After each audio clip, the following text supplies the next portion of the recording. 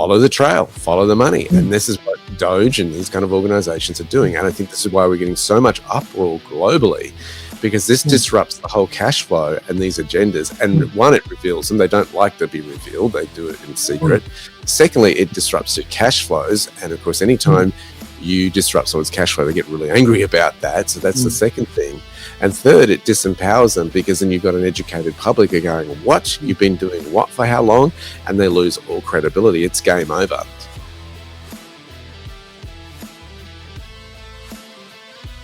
I wouldn't want to be the receptionist at the White House at the moment. I mean, can you imagine how many calls are coming in every minute, every second? It'd be a full-on job and role at the White House. Look, it's fascinating, isn't it? It's like the cat amongst the pigeons. He has really got everybody hopping. And I think inadvertently, he has shown to the world how big his database is in terms of how many nations the United States actually exports to and does business with. So it is a big customer base that he's got. And not all those other nations, I think, have realized how big the US is. And it's like, take a number. If you don't do it on our terms, if you're not operating on our level, then take a number. And he warned many nations to, do not retaliate in these terrorists. And of course, the one nation that's retaliated the most is, of course, China. And so it's been back and forth as far as, well, we'll raise you to this, raise you that, at 125%. China has raised tariffs on US goods to 125% in retaliation and said, this is the last one we're going to do. It says, we don't consider them worth matching. It's a joke. Beijing raising the tariffs on all US goods from 84% to 125% starting April the 12th. And the Ministry of Finance said that the US clarified that levies on Chinese goods rose to 145% this year. So given that American goods, he basically said, given that American goods are no longer marketable in China under the current tariff rates, if the US further raises rates on Chinese exports, China will disregard such measures. I think it's really funny, because you've actually exposed how reliant you are on the US market as your customer base. And it's this back and forth. The people are going, this is crazy. Who's going to back down?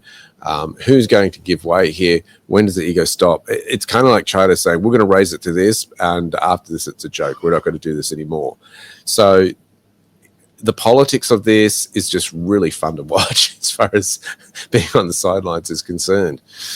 So what's been going on is all the nations of the world have just been lining up and watching this play out. Now, as these American tariffs are rolled out, China has warned that it will resolutely counterattack and fight to the end if the US continues to, what it calls, infringe on its rights and interests. This is a really fascinating article that came out on Bloomberg, the UK. And what it's going on about is that basically S&P 500 has just dropped drastically last week with all the turmoil in the stock market, making it very, very hard for traders to kind of know where to put their money and what do we do here. It was a lot of turmoil going on in the markets. And what really is interesting is what's the fallout of that. As investors head for the hills, a lot of those traders who are volatility type traders, they love these kind of conditions. They're going, lap it up, lap it up. We teach a lot of this at Blu Sky Factory inadvertently in terms of how to trade those volatility markets. Those sort of things, look, they make great headlines. They make fantastic headlines for the news. The news love the lines, billions lost and wiped off the stock market, all that sort of thing. And as what really actually happens is that money changes hands. It doesn't actually is lost and disappears into a black hole, never to be seen again. It's simply those losses are on paper in many instances. Sometimes they're realized gains, sometimes they're unrealized losses, I should say, or unrealized losses. But those headlines, I kind of look past them. I don't really find them helpful, except for the fact that, hey, if I'm looking for volatility, well, I go talk it up. Talk it up as far as those headlines are concerned. But the interesting part about this is you look at the geopolitical side of it. It's changing the dynamic that Beijing and Washington have related to each other in the past. I've mentioned before the whole BRICS nations. Now, for those of you who aren't familiar with this, it's a conglomerate of nations that decided to trade together. Brazil, Russia, India, China, and South Africa as the 5 nations who made that conglomerate up. And they have been doing deals together to the extent of, under the Biden administration, they were doing things like selling oil to each other, which was unheard of under the agreement that Saudi Arabia had with the US, which did not renew in July 2024. That was pretty much an act of war. If you decided to trade with another nation and weren't going to do that in US dollars, it was seen as, whoa, I mean, look at what happened to Gaddafi, look at what happened to Hussein in those instances. And so those acts basically really changed in the last administration, where the BRICS nations were starting to do deals, sell oil in their local currencies, whether they be rubles, whether they be the yen, and this sort of thing. And so this dynamic of the BRICS nations is really changing in this argy-bargy with Washington now, because the US is dealing with all these different nations on different levels. So let's have a look at what they're dealing with. Brazil really hasn't come into the picture as of yet. It's more the internal issues in Brazil that's taken focus on the international stage as opposed to how it relates to other nations. But if we look at Russia, of course, there's the situation, of course, with the conflict with that, and of course Ukraine.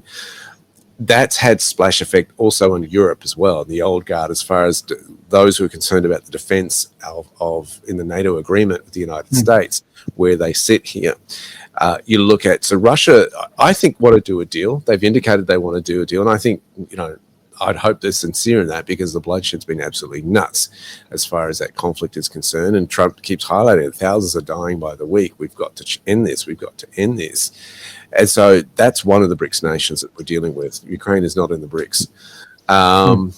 Neither is it in NATO, and it's wanted to, because if you do that, then they get support of the United States, and Trump does not want to be dragged into that conflict.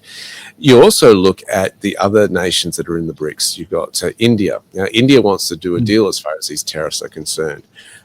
They're emerging as one of the biggest economies of the world, massive population, particularly in services industries. You would probably get a lot of those phone calls in the past wanting to do IT services for you, that sort of stuff. They're trying to hit that niche in offering that to the world. And the interesting thing is that they want to do a deal. They want to be cooperative. Their prime minister has shown that. Then we've got China. Now, China, of course, as I've highlighted here, the argy-bargy between the two, they've been more resistant, but China can't afford to do this. They can't get too, they can't lose their biggest customer. That's what's at risk here, because internally they've got huge economic issues in China. The real estate market, some time, has been in massive trouble, and they're making cities that nobody lives in and building them. And then they've got a declining population at the same time. They've got some real pain they've got to work through. And of course, you had the big Evergrande transaction, where that property deal in China has caused major disruptions right through to the banking system. And you've got citizens that are actually nervous not being able to pull out their money. They've had a lot of smaller Chinese banks being taken over by some of the bigger players within China. And a lot of customers there are, I've seen numerous videos leaking out of China where they can't get their money out. Local citizens are complaining about this. So this is a huge problem, because if you've got unrest at home, well, that's not good in terms of maintaining order. And I think they're probably the most vulnerable to this, the Chinese people who are doing it tough and working in these factories, because if China loses that, then it puts them in a whole different, that could cause internal issues as people rise up, because people will rise up if they can't feed their families, if they're struggling to access their own money. So you've got you've got that going on. Oh, hang on, just one thing to support your comment there. I've been watching a YouTube channel called China Observer, and they were talking about youth unemployment and what's going to happen in these factories. They're already at 25% before the tariffs got put in. If you start shutting down all these factories, how high is youth unemployment going to get? How much is this going to snowball? Just not in the youth side of things, because the youth are paying for their families to survive, because remember, China's also got an aging population as well. Yes. So it's a massive snowball effect. Massive. And yes, I think people forget that with the aging population, they don't have the numbers to support them in retirement. So it's a huge social dynamic that China's going to have to be facing in the next 10 to 20 years. What you've also got is the other BRICS these are the primary ones. These are not the ones that have come in after the major ones. It's South Africa. Now, South Africa is gearing up for the G20, where all these nations meet together and discuss geopoliticals and they do their deals together. And Trump has been highlighting the internal problems of South Africa, where white farmers have been losing their farms due to this movement, who have been promoting kill the boer. That's the slogan that they've been doing at their rallies, jumping up and down. And none of the press, none of the media around the world have been highlighting this. And, you know, if the shoe was in on the foot, if white people were saying, hey, black people should die, kill them, the media would be all over it. Now, that's a huge concern in terms of censorship. But Trump's going, why should we hold the G20 there in this nation? Look, South Africa, it's a very violent nation. They've got huge issues internally in relation to crime and gangs. How do I know? I've been there. I haven't been there I haven't been there since the 90s, and I've heard it's gotten worse from South African friends that I have here in Perth, and there are a number of them. That this is a huge, huge concern. Not only that, the dynamics of South Africa have changed. You now have, in relation to the political correctness that came in, many qualified people losing their jobs simply because of the color of their skin. You basically had racism in reverse, but still racism, where white people now are in the slums and in poverty and can't, you know, they were the middle class or well-off class, and now they can't get work simply because of race. And so you've got all these dynamics going on that aren't being highlighted by the media. And so here comes Trump with his tariffs causing waves. And now he's relating to the BRICS nation, not as a conglomeration, not as a group, but individually. It's a similar approach that we see happening in Europe, where he is preferring, I think, to deal with nations in terms of recognizing their sovereignty from the European Union, as opposed to dealing with the EU on a whole. I don't think the EU could like that. It's like getting just totally ignored. I want to do a deal with you. And he's like, I'm not paying attention to you at all. And so how can you negotiate from that when the other party doesn't want to come to the table or to the gathering? And that's what's really disrupting him. So a lot of the old school are grieving globalization, going, this is the end of the globalization, calling it. I'm going, fantastic, because there have been so many controls going on in that dynamic. And the world is now reassessing how it relates to this new administration, because when America sneezes, the world feels it. Well, we're not just feeling a sneeze here. This is somebody doing bomb diving off the big high board in the pool, you know, doing the horsey jumps and all that, and creating a massive splash. Everyone is feeling it. Yeah. The funny bit is, when you describe it like that way, I can just see China bobbing in the water and then Trump coming through doing big cannonball right next door to him, saying, right, pull your head in. Also put a bit of a plug in there for your own business there, bluskyfactory.com.au. Derek, considering how turbulent the times are, Derek's got some amazing courses teaching people not just how to survive and endure what's going on, but actually how to prosper during the time period, because when there's chaos, there's a heap of opportunities. So what's really fascinating about this is, so this trade tariff war, how high will it go? And I think that was the question that everybody was asking what was going on with China doing tit for tat as far as those tariffs were concerned. What actually came out of that was China basically said, do you want to join us? There's a great article that came out from Breitbart.com, and they were saying Australia rejects China's plea to join hands against Trump tariffs. What was going on was they were declaring on Thursday that it's happy to keep negotiating with its long-term ally rather than join Beijing's chorus of agreed opposition to Washington. So it's kind of like, hey, this isn't working. We want to see numbers. Who's on board with us? We don't like these tariffs. Remember, Australia only got 10% compared to what China's getting here. In the hundreds. Remember, there's still the 25% on aluminium and steel, which is going to affect some Australian companies. But like BlueScope Steel actually have factories in America that they're powering up again. So the impact is going to be minimal. Really interesting. Apparently no other country has joined China in their calls to retaliate tariffs against the US. Yeah, it is. And because Trump basically said, if you do, then we'll double your tariff. If you automatically bang. So and he means business. He's not mucking around. I think the political leaders have realized this, and they've got to weigh up, what do we do here? Particularly if you're in the West and you want the defense benefits of being linked to the United States, You're not going to argue over a 10% tariff. You can't. It's just the timing of it is really, really bad for the Labor government as they head towards an election. So as far as I'm concerned, the faster Labor can get out of power, the better. But at the moment in Australia, Liberals aren't much better. I just hope all the minor parties can actually start forming together to actually do something positive rather than just sitting there bickering amongst themselves. The bit that I'm loving the most about what's going on, China, during the last lot of tariff wars that they had with America in the previous administration, they did two things to cover the costs. They devalued their currency, and then they started importing, and you'll notice Vietnam had a 96% tariff on America, and they went to, I think it was a 46 retaliatory tariff, then plus everything else on top. China was actually sending a lot of their stuff to Vietnam, then Vietnam was forwarding it through to America, and that's how they were doing it to avoid the tariffs. So Trump's just, if you have a look at all through the Southeast Asia, all the different countries, all the really, really big countries that are getting slapped besides Canada and Mexico, they're all the Southeast Asian countries, all the ones that were trading partners with China where they were like funneling just doing the roundabout to get around those tariffs. That's not happening anymore. And then you also have a look at all the companies that America said, I don't care who you are, what country you're from, you're not trading in America. You'll find a lot of those companies are all based out of China as well. So not only have they imposed the tariffs, they've also blocked their ability to be able to get into the country through the backdoor methods. So it's insane the level that Trump's gone to prevent China from doing a workaround this time.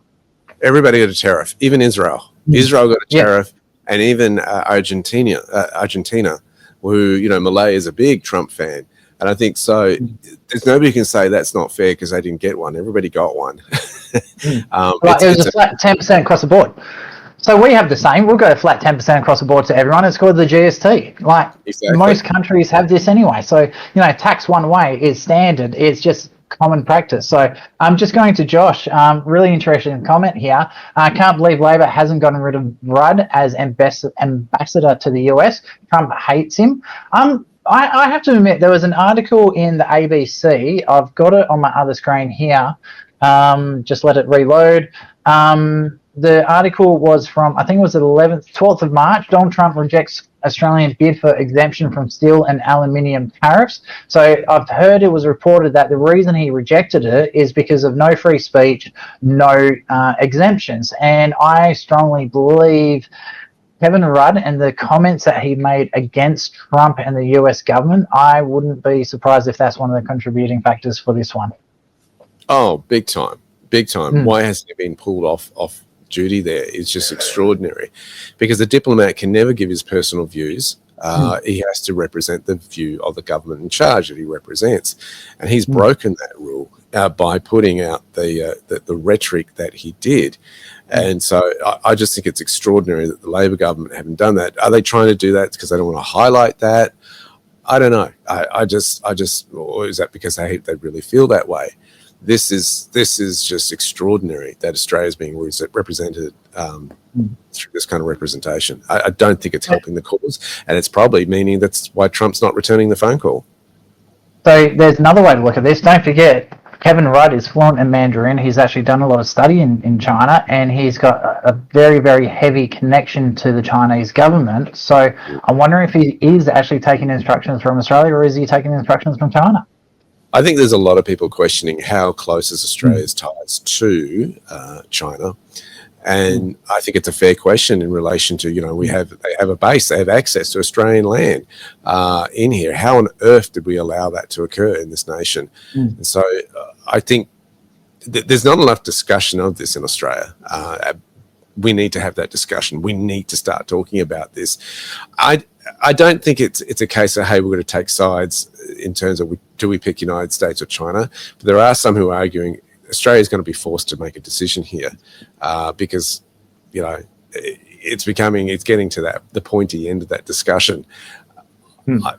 Is it premature yet? I don't know. It really comes down to I think it comes down to values. And I think that's the one that's going to rule out which nation holds similar values to your own in terms of the direction that you want to go or best represents your nation. I think it's going to probably come down to that if a choice is required. So I can't believe I'm putting this guy forward. The best diplomat in my time that we've actually had, and we've had. I've just pulled up a list of the diplomats. I hate to say it, I'd love to see Joe Hocking back as our diplomat. Okay.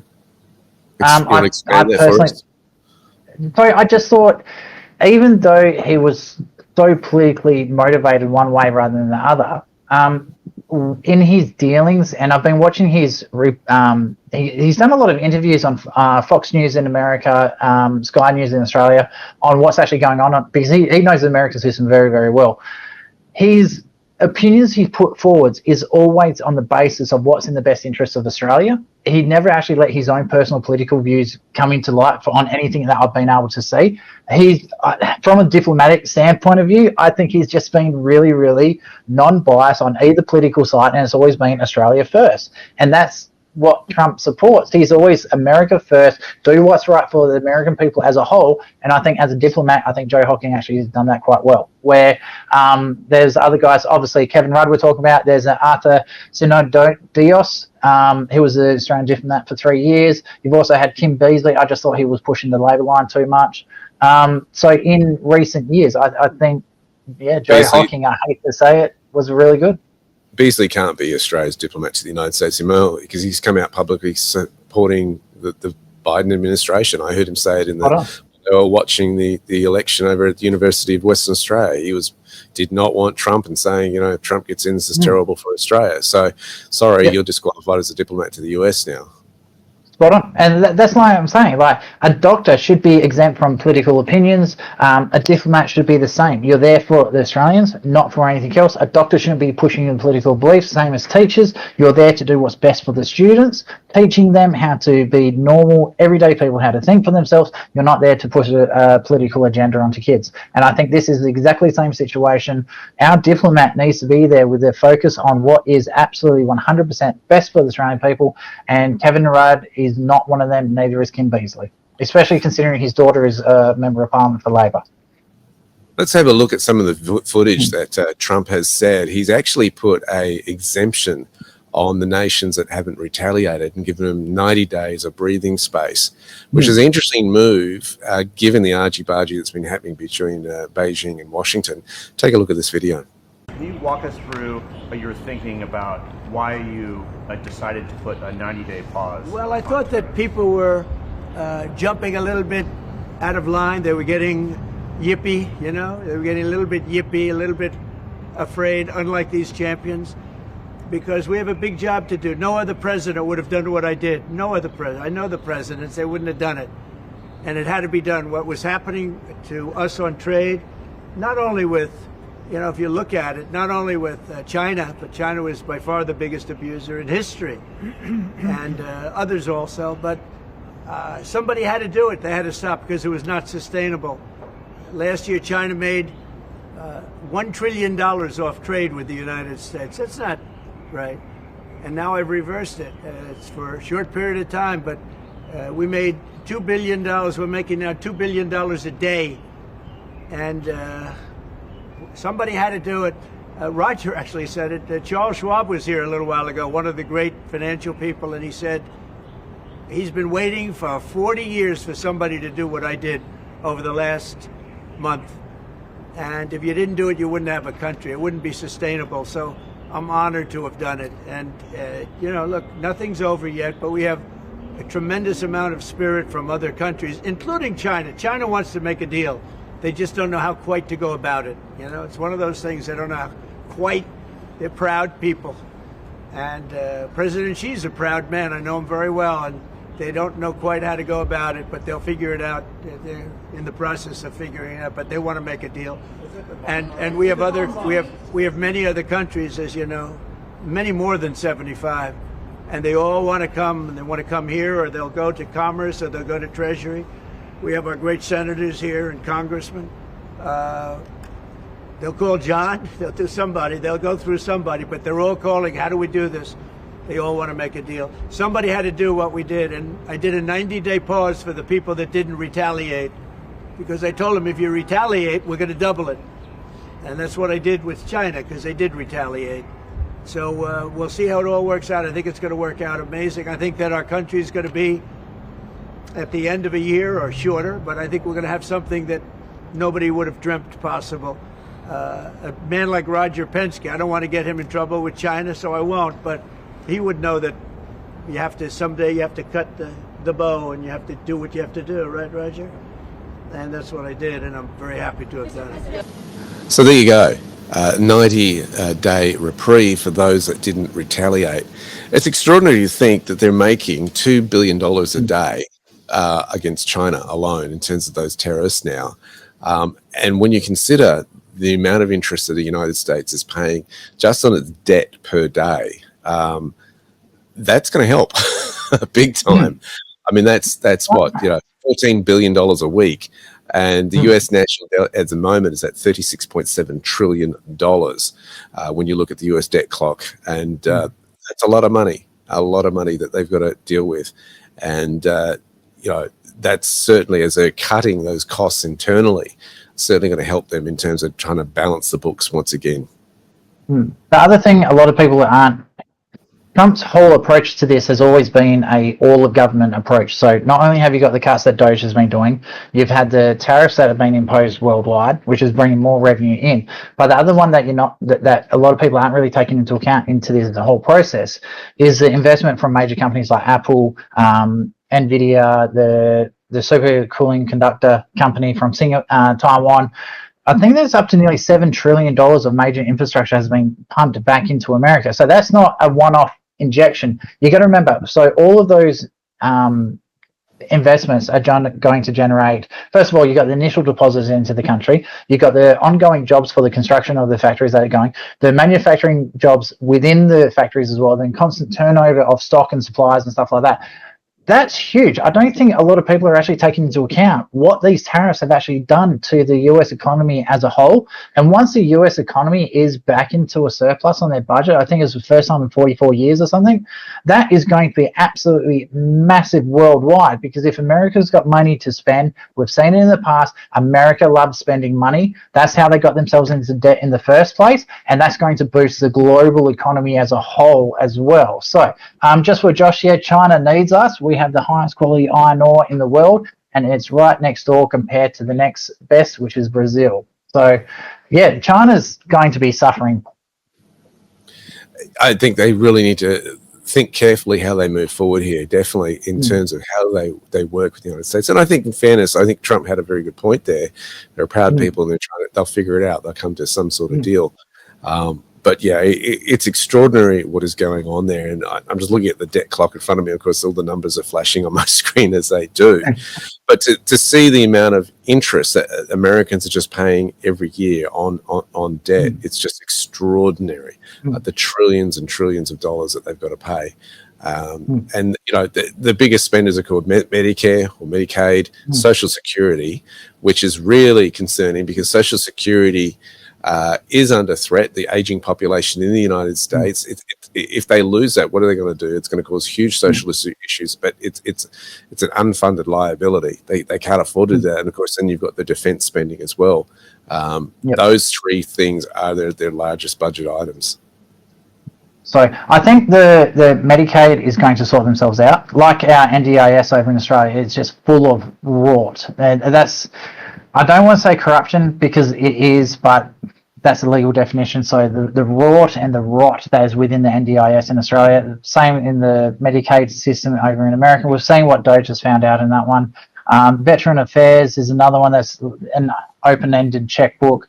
The US military, Hexeth, Pete Hexeth has already opened the books to Doge to go find things on that one. And they're already finding huge amounts of levels of waste. So I think America is going to start balancing the books very, very quickly. But there are a lot of challenges coming up, which I don't know if they're... I think with Trump out the helm, I think they'll find a way around it. And I think part of these tariffs is about bringing money back into America so they can deal with these upcoming disasters. So I've just had a thought as well, just going back to Josh's comment about China and the highest quality iron ore. I think people are forgetting, I think it was about 5 years ago, just before COVID, China tried to put a lot of pressure onto the Australian economy by rejecting a shipment. There was like 900,000 tons of Australian coal that they rejected. And what it resulted in is just rolling blackouts. So even though China has a massive economy and they're really, really dependent on us for our iron ore, I think it's our coal, which is the bigger thing that they're dependent on. Because you got to remember, without power, everything stops. Yep. And if push comes to shove and China does really start, throwing up roadblocks, trying to put the pressure on Australia to come into bat against America for them, all we have to do is stop the coal and watch how quickly China will grind to a halt. It's energy that keeps the world going and the economy's going. And of course, China has not embraced the green agenda at all. No, of course not. It's not retarded. Why would you do it? Exactly. It doesn't make economic sense. What's interesting too is where Trump is also setting up economically the United States becoming the crypto capital of the world. That's what he wants to see with this US Treasury gathering these kind of assets as well. So he's got a long-term play there as well in relation to reducing inflation. And this is the interesting thing. You'll notice that the price of oil has plummeted in the last few weeks. Look at the fuel prices. Yeah, sorry, I don't. We're the largest exporter of gas in the world, but yet we pay, I think it's $1.40 a litre for LPG. We're selling it to Japan. I've heard $9 a litre to Japan, and then they go and wholesale it out. We have so much oil reserves and all that sort of stuff. Why are we paying as much as we do? So America's just, I think I heard a report they've dropped down to $1.48 per litre in America. They pay less for fuel than what we do. And this is a crazy thing. Australians are hurting, right? How much of our bill is on fuel, right? We've got Liberals running a campaign now. We'll reduce the fuel bill, and then our natural gas supplies are massive, and then we've got governments that are going woke on us and going, well, we're going to stop putting new builds in terms of housing. They're not going to have gas in these new houses in certain states. It's just crazy. It's just absolutely ludicrous. These are the natural resources we have. Why? And you look at the gas bill that Australians are paying right now. It's just crazy what we have to pay for gas when we have such an abundance of it. And it's high time that Australian citizens started rising up and going, hey, why are you selling it so cheap overseas and you're making us pay for it? We've got high taxes. We're paying high stuff for our natural resources around here. What's the go? And you're letting all this crazy immigration into our nation, pushing the prices of housing up. Can't even get decent rentals these days for a decent price. What is going on? It's just ludicrous. Yep. So I have to do a big shout out to Martine's Eco Bites. I can't remember what day the shows are on, but she's been a part of Geograph Bay against the offshore wind turbines. They've done an amazing job. A lot of these multinational companies are now actually pulling out of the project because it's just not worth it doing it in Australia because there's too much regulation. This is the only time I'm happy to see the regulations because they're not building the wind turbine. The battle's not totally won yet, but it's a step in the right direction. People are starting to call it out for what it is. And I have to say, absolute huge effort by Martine in doing what she's managed to do, and also Courage is the Cure for raising awareness for a lot of these issues.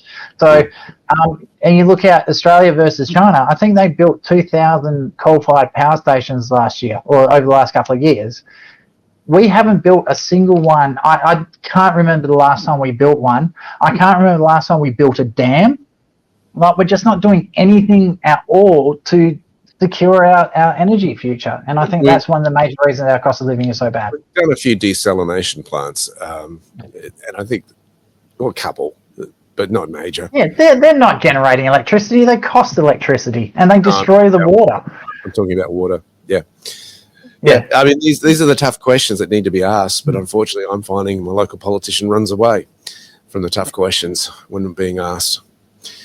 What do you do? Elections not be fun. Yeah, it's going to be a real interesting one. I think, and it'll be interesting to see whether West Australia votes Labor again. I don't know. I don't know whether we will or not. It could flip and be a shock to everyone. No, that'll be fun to watch.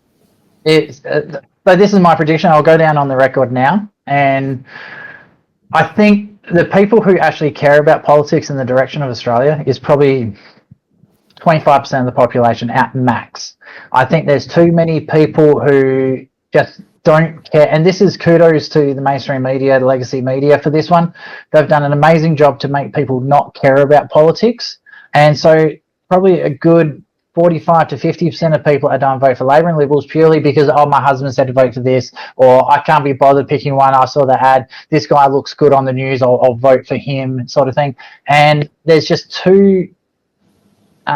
What's the word I'm looking for? There's a lack of interest in Australia and what's actually going on in the politics. And I just think we're in for another 4 years of absolute suffering before people actually start going, you know what, things need to change, things must change. I think Labor's going to win it with a joint teal-green government, and we don't end up with a, yeah, I think they won't win it on their own right because the cost of living is too bad. But I think between the Greens, the Teals, and Labor, we're going to have Albanese for another 3 years. We're going to have an inheritance tax within the next 3 years, and we're going to have a whole heap of environmental taxes for people who don't have solar panels on their roofs and things like that, and homeowners that don't get absolutely aftered in this. And it's just going to be a nightmare. And only then will we get a change of government. We'll see. I hope you're wrong. I really do. But again, I think the issues are bigger than just a nation changing its political parties too, Travis. I think a lot of the issues that we've got go further than that. I mean, government, in its defence, cops a lot of criticism on it, factors that sometimes it doesn't really have power or should have power over, okay?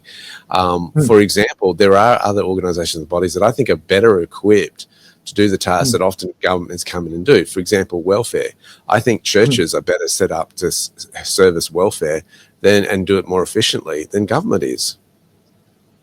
I think government is there to govern, and I think it's fascinating that that's taken over in certain areas. It's a different philosophical debate there, but I think in its defence, I think sometimes we've got to relook at what is government actually controlling, or should it actually step into that playing field. The only statement I think I support from Scott Morrison is he made the claim that the best form of welfare is a job, and there's a sense of empowerment when you get that money into your paycheck each week, knowing that you've worked hard for this money. I think that's a great way to live your life. I think Australia's just become too much a welfare state. So going to the charity side of things and stuff like that, I do like the idea of putting it in the hands of churches. I just can't see a majority of Australians supporting that because, you know, you're allowed to discriminate against the big, white, scary Christian man. So I think there's two. I'd love to see it, but I don't think it will happen. I hear what you're saying. I think it's a twofold approach. I think government certainly influences the economy. We all know that. The best way, as you mentioned, yes, is to get someone out of poverty, is to get them economically viable and producing, being productive in society, contributing. I totally agree. But again, you've got the cost of living problem where they've cut their own foot off in terms of the housing market. So, you know, even if you do want to do that, wages have not increased in line with what property prices have done. So let me ask you a question here. Do you think Labor's done that intentionally? Look, I wouldn't be. Oh, that's a loaded question, isn't it? Oh, it absolutely is. Let me not. I won't point towards one particular party on this. I'll speak broadly. Because I don't think it's fair to just point out one political party on it. How many of our politicians have been bought out by overseas bodies, unelected bodies and officials? That's what I think has absolutely to be all of them. So it doesn't matter which side you get. It doesn't matter which side you get the same result. And I think that's what we're facing as a nation. Yeah, and I think it's also really important to note that it's not just the major political parties that have been brought out, it's also the minor parties as well. And even to the point where I'm going to call out One Nation on this one as well, because you got to remember, WA state election, they sold their number 3 position for the Legislative Council, the upper house, to an Indian guy that was promoting mass immigration from India to rural WA. Like, that goes against the core voter base. Why the hell would you accept someone like that into the party who's openly campaigned against party policies? Like, I just don't. I don't guess what's going on, especially in the freedom movement now as well. It's sort of like everyone's lost their way. Everyone's just trying to vow for points, and they're accepting influences from people they shouldn't be accepting influence from. They've lost their way. I think Australia as a whole has lost its way. About 20 years ago, I was given a book by one of my American relatives revealing a couple of organizations that were controlling the grooming of politicians into the United States, the Trilateral Commission and those kind of groups. And basically it was saying it didn't matter if you voted Republican or Democrat, you still got a a product unelected bureaucrat of these organizations to basically do their agenda. And I wonder, it's a fascinating one. At the time, it sounded pretty crazy 20 years ago with that. I didn't write it off at all, but I think that certainly has come into play when we're seeing billionaires who have been behaved in terms of funding lobby groups across the globe through NGOs to have a political agenda and influence the outcome of different nations. And I think if we look back at that, we have to ask, has that happened in Australia? To what extent has it happened? It has. And who are the groups behind this that are doing it? I know that sounds incredibly conspiratorial, but follow the trail, follow the money. And this is what Doge and these kind of organizations are doing. And I think this is why we're getting so much uproar globally, because this disrupts the whole cash flow and these agendas. And one, it reveals them. They don't like to be revealed. They do it in secret. Secondly, it disrupts their cash flows. And of course, anytime you disrupt someone's cash flow, they get really angry about that. So that's the second thing. And third, it disempowers them, because then you've got an educated public who are going, what? You've been doing what for how long? And they lose all credibility. It's game over. And I think those three things haven't reached our shores yet. I think the tracks are very cleverly covered in this nation. Yeah, it's called political donations. So we've made all that sort of campaigning perfectly legal. You just have a look at all our funding laws and when they actually started and who lobbied for them all. I still think Australia is one of the most corrupt countries in the world, because we've legalised the corruptions, we've legalised the political donations, and not just have we legalised it, we actually give tax incentives to bribe our politicians. So that's why I believe Australia's politically wise is arguably the most corrupt in the world. It's just